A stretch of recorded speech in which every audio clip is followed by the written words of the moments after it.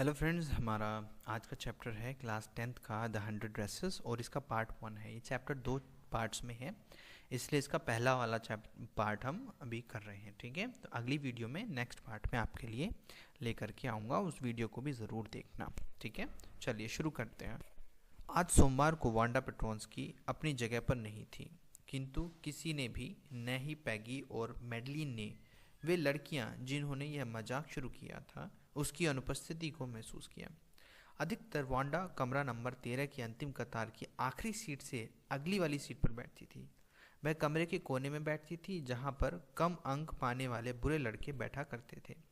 कमरे का वह कोना जहां जूते के घिसटने की सबसे अधिक आवाज़ और अधिक कुछ मजाक की बातें होती थी, जो हंसी के ठहाकों की सबसे अधिक आवाज़ आती थी, और जहां पर फर्श पर कीचड़ और धूल सबसे अधिक होती थी।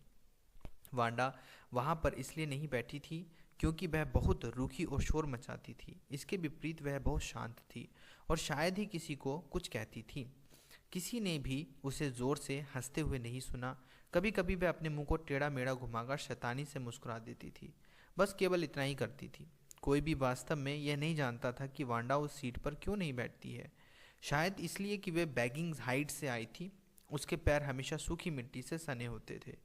किंतु जब एक बार वह कमरे के कोने में बैठने लगी तो किसी ने भी वांडा पेट्रोन्स्की के बारे में वास्तव में सोचा ही नहीं। स्कूल का समय समाप्त होने के बाद दोपहर में स्कूल से वापस जाते समय या प्रातः प्रातः मतलब सुबह स्कूल शुरू होने से पहले, जब 2 या 3 या उससे भी अधिक बच्चों की टोली बातें करती थी, तब हंसते हुए स्कूल के रास्ते में उसे वांडा का ध्यान आता था।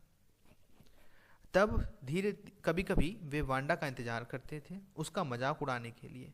अगले दिन मंगलवार को भी वांडा स्कूल में उपस्थित नहीं थी और किसी ने भी तब कभी कभी वे वांडा का इंतजार करते थे, उसका मजाक उड़ाने के लिए।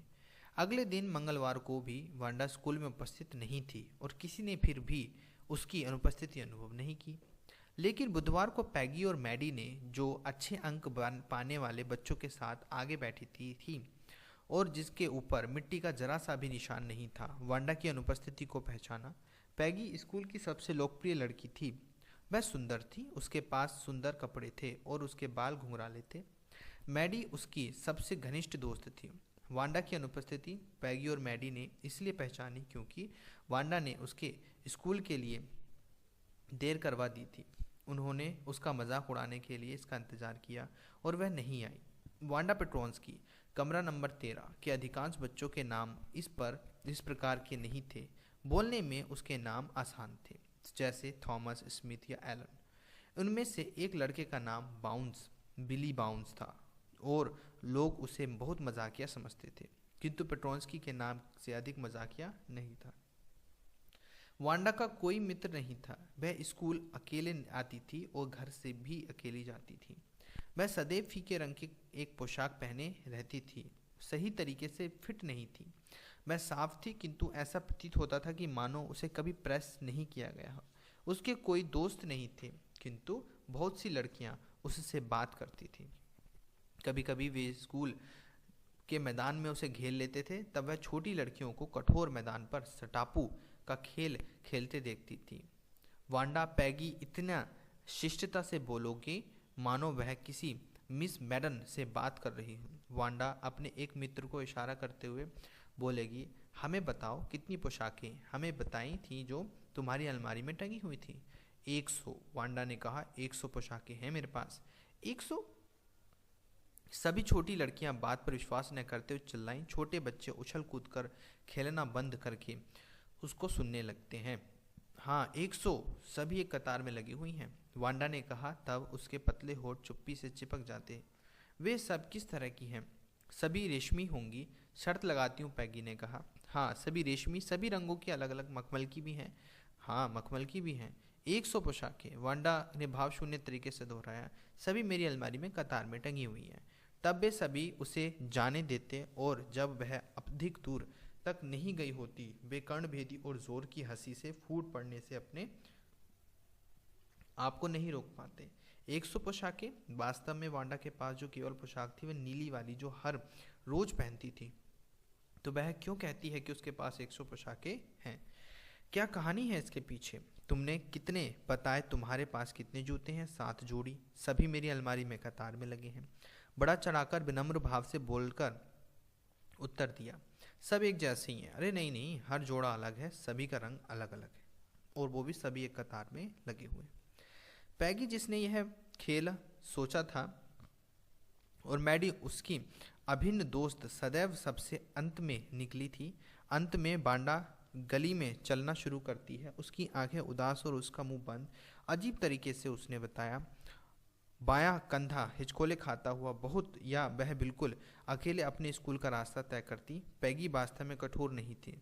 वह छोटे बच्चों को शक्तिशाली लोगों से बचाती थी, और वह घंटों तक रोती यदि वह किसी पशु के साथ बुरा व्यवहार होते देखती। यदि कोई उससे कहता, क्या तुम्हें नहीं लगता कि वांडा के साथ तुम्हारा व्यवहार कठोर है, तो वह हैरान हो जाती, कठोर उस लड़की ने यह क्यों कहा कि उसके पास 100 पोशाकें हैं। कोई भी यह बता सकता है कि एक झूठ है। वह झूठ क्यों बोलना चाहती है, और वह कोई मामूली इंसान नहीं है। नहीं तो उसका इस तरह का नाम क्यों होता? यद्यपि उन्होंने उसे कभी रुलाया नहीं। मैडी के लिए वांडा से प्रतिदिन पूछने का काम कि उसके पास कितनी पोशाकें, कितनी टोपियां और कितने हैं, और वे थे, उसे परेशान कर रही थी। मैडी खुद भी बहुत निर्धन थी। वह अधिकांशतः दूसरों के पुराने दान किए हुए कपड़े ही पहनती थी। इसलिए ईश्वर की कृपा थी कि वह बोगिंस हाइट्स पर नहीं रहती थी, या उससे कोई मजाकिया नाम नहीं था। कभी कभी पैगी वह वांडा से नाटकीय विनम्र आवाज में ऐसे सवाल पूछती थी। मैडी को शर्मिंदगी महसूस होती थी, और वह अपनी हथेलियों में लिए हुए कंचों को देखती, उन्हें घुमाती और खुद से कुछ नहीं कहती। ऐसा नहीं था कि वह वास्तव में वांडा के प्रति बुरा मानती थी। उसने कभी वांडा की ओर ध्यान नहीं दिया होता यदि पैगी ने एक पोशाक वाला खेल शुरू नहीं किया होता। लेकिन मानो यदि पैगी और बाकी सभी वह खेल अगली बार उससे खेलें, तो वह शायद वांडा के सामने गरीब नहीं थी। किंतु वह गरीब थी। उसके पास इतनी समझ तो है ही कि वह 100 पोशाकें नहीं बोलेगी। इसके बावजूद वह उसके द्वारा यह खेल अपने ऊपर खेला जाना बर्दाश्त नहीं करेगी। वह प्रार्थना करती थी कि पैगी वांडा पेट्रोंस्की के साथ यह छेड़छाड़ बंद कर दे। यद्यपि उसे स्कूल के लिए देरी हो गई थी, मैडी पसंद थी कि उन्हें वांडा का मजाक नहीं उड़ाना पड़ेगा। उसने अपने गणित के सवाल लापरवाही से किए। 8 गुना 8, चलो देखते हैं। उसने कामना की कि उसमें पैगी को एक पत्र लिखने की हिम्मत आ जाए, क्योंकि वह जानती थी कि उसमें पैगी के सामने बोलने की हिम्मत कभी नहीं आएगी। हे पैगी, चलो अब वांडा से यह पूछना बंद कर दें कि उसके पास कितनी पोशाकें हैं। जब उसने अपना गणित का सवाल समाप्त किया, उसने पैगी को पत्र लिखना शुरू किया। अचानक वह रुकी और थरथरा गई। उसने अपने स्कूल के यार्ड में पैगी और दूसरी लड़कियों के लिए निशाना के रूप में खड़ा अनुभव किया। पैगी शायद उससे यह पूछ लेगी कि जो पोशाक उसने पहनी है उसे कहाँ से लाई है। मैडी को बताना पड़ेगा कि वह पैगी की पुरानी पोशाकों में से एक है, जो उसकी माँ ने काट छाँट कर बदलने की कोशिश की थी, ताकि कमरा नंबर 13 में उसे कोई पहचान ना पाए। यदि पैगी अपने आप अपनी इच्छा से ही वांडा से मजाक करना छोड़ दे, ओ बढ़िया। मैडी ने अपने छोटे सुनहरे वालों में से अपना हाथ फिराया, मानो वह उन परेशान करने वाले ख्यालों को दूर करने की कोशिश कर रही थी। उससे क्या अंतर पड़ने वाला था? धीरे धीरे मैडी ने उस पत्र के छोटे छोटे टुकड़े कर दिए, उससे लिखना शुरू कर दिया। वह पैगी की सबसे अच्छी मित्र थी, और पैगी पूरे कमरे में सबसे अधिक पसंदीदा लड़की थी। उसने सोचा, पैगी कोई भी ऐसा काम नहीं कर सकती जो गलत हो। अकेली खड़ी रहती थी। उसने शायद ही कभी ऐसी किसी को कोई बात की हो। स्कूल के मैदान में वह केवल तभी बोलती थी जब वह अपनी 100 पोशाकों के बारे में बात करती थी। मैडी ने उसको याद किया जब वह उसकी एक पोशाक के बारे में बात कर रही थी, जो कि हल्के नीले रंग की थी, जिसमें रंगीन झालर लगी थी। और उसने उसकी एक और पोशाक याद की, जो सुंदर जंगली हरे रंग के साथ लाल रंग वाली थी। तुम उसमें बिल्कुल क्रिसमस ट्री की तरह नजर आओगी, लड़कियों ने नाटकीय भाव के साथ कहा। वांडा के और उसकी अलमारी में एक कतार में लगी 100 पोशाकों के बारे में सोचकर मैडी हैरान हो रही थी कि रंग और चित्रकला की यह प्रतियोगिता कौन जीतेगा। लड़कियों के लिए यह प्रतियोगिता पोशाकें रूपांकित करने के लिए थी, और लड़कों के लिए मोटर बोट्स रूपांकित करने के लिए शायद पैगी लड़कियों का पदक जीत लेगी। पैगी कमरे में और सबसे श्रेष्ठ थी, शायद हर कोई यही सोचता था। वह पत्रिका से तस्वीर नकल कर रह सकती थी या किसी फिल्मी कलाकार का सिर इतने बढ़िया ढंग से अपनी ओर आप उसे लगभग बता सकते हैं कि वह कौन था। मैडी को पूरा विश्वास था कि पैगी जीत जाएगी। खैर, कल अध्यापिका जीतने वाले का नाम घोषित करने वाली थी, तब वे सब जान जाएंगे। अगले दिन हल्की बारिश हो रही थी। मैडी और पैगी के छाते में जल्दी जल्दी स्कूल के लिए निकल पड़ी। स्वाभाविक था, इस तरह से दिन पर बे बांडा पेट्रोंस्की का रेल की पटरियों पर पहाड़ी के ऊपर का रास्ता जो बोगिंग हाइट्स की ओर जाता था इंतज़ार नहीं कर सकती थी, और वह आज देर से पहुंचने का कोई अवसर नहीं चाहती थी, क्योंकि आज का दिन बहुत ही महत्वपूर्ण था। क्या तुम्हें लगता है मिस मेसन आज जीतने वालों के नाम घोषित करने वाली हैं? पैगी ने पूछा। हाँ, मुझे आशा है कि जैसा ही हम पहुंचेंगे, मैडी ने कहा। यकीनन तुम ही जीत जाओगी पैगी। आशा करती हूँ, पैगी ने उत्साह से कहा। जैसे ही उन्होंने कक्षा प्रेस किया, वे रुकी। उनका मुंह खुला का खुला रह गया। वहाँ पूरे कमरे में हर कोने में प्रत्येक खिड़की की चौखट पर चित्रकारियाँ थीं, चौकाचौंध कर देने वाले रंगों से खूबसूरत बड़े बड़े डिजाइनों वाली, सभी लपेटने वाले बड़े बड़े कागजों पर बनी थी। वहाँ लगभग 100 के करीब चित्र होंगे मतलब। सभी कतार में थे। सभी प्रतियोगिता की चित्रकारियाँ वो थीं। हर कोई रुकता और सीटी बजाता, हल्की आवाज में बुदबुदाकर प्रशंसा करता। जैसे ही पूरी कक्षा इकट्ठी हुई, मिस मेसन ने जीतने वालों के नाम घोषित कर दिए।